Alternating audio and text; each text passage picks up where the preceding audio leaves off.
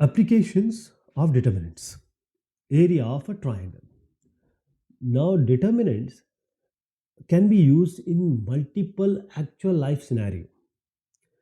Whenever we learn mathematics, it's not just for our logic testing or reasoning, it's to apply it to the real life. For example, one example we are going to see where we can apply the matrix or the determinant in the area of triangle calculation. For example, this triangle has the vertices as x1 1 1, x1 y1, x2 y2, x3 y3. So the determinant can be written as half. Now you take the first coordinate, that is the x coordinate, x1 x2 x3, write it here, x1 x2 x3. Now you take the second coordinate, that is y1 y2 y3. Now you write 1 1 1 1 1 1 here, and this is going to be the determinant. That is, how are you going to write?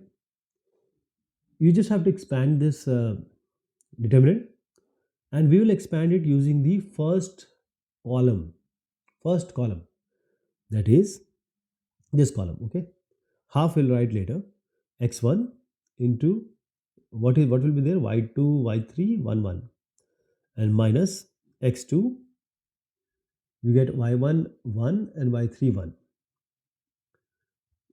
This is not x1, I'll just change it. This is y1 y3 and 1 1 plus x3, and whichever is the intersection, we leave that, and those numbers in the intersection, others we use.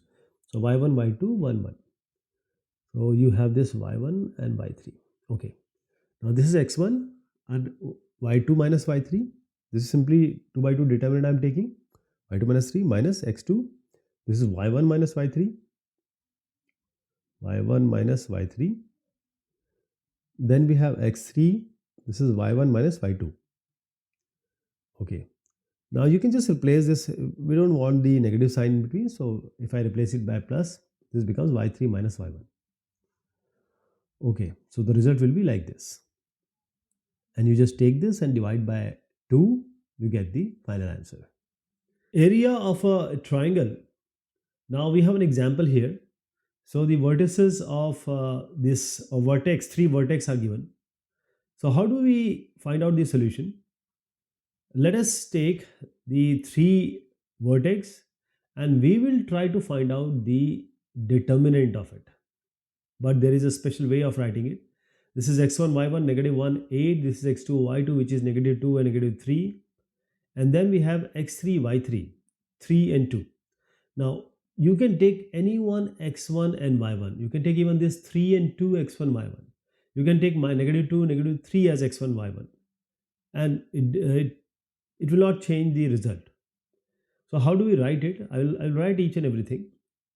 So the formula is half. Now you take all the x coordinate. So we write x1 x2 and x3. Then we write the y coordinate, y1 y2 y3. Then we write 1 1 1. This is the final formula of the area of triangle. If the vertex or 3 vertices are given. So let me just show you that this will be the answer, and how does it come? I'll just show you. So this is half. Now you see, I'll take all the x coordinate, negative 1, negative 2 and 3. So negative 1, negative 2, negative 3, x1, x2, x3. Then we have y1, y2 and y3. What are these values? It's 8, negative 3 and 2. Then 1 1 1. So we'll talk about half later, but we will expand this. With the first row, you can use any row or any column. I'm expanding it using the first row. So let us see what we get. So I'm just changing the color so that this minus 1, then we have row and column of minus 1 has to be left. Others need to be written. Negative 2, negative 3, negative 3, 2, then minus 8. Then it gets minus 2, 3 and 1, 1. Then we have this 1. So you have plus 1. And then we have to write negative 2, negative 3, 3 and 2. Okay. So this is negative 2 and minus 3. So I'm finding out the 2 by 2 determinant. Minus 1 into minus 5 it will be. Now negative 8. So this will be negative 2 into 1 minus 3 into 1. So negative 5 it will be. -5. Okay, plus 1. Then you have 2 into 2, 4. So -4 minus, minus or minus is plus. So 3 is a 9. Okay. So you get 5 here. You get 5 is a 40. It will be plus 40. Then you have 9 minus 4. That is 5. So plus 5. So 40 plus 5 is going to be 50. Now you already had half here. So half into 50, that is 25. So since the unit is not given, so you can just write 25 square units. This is how area of triangle is formed.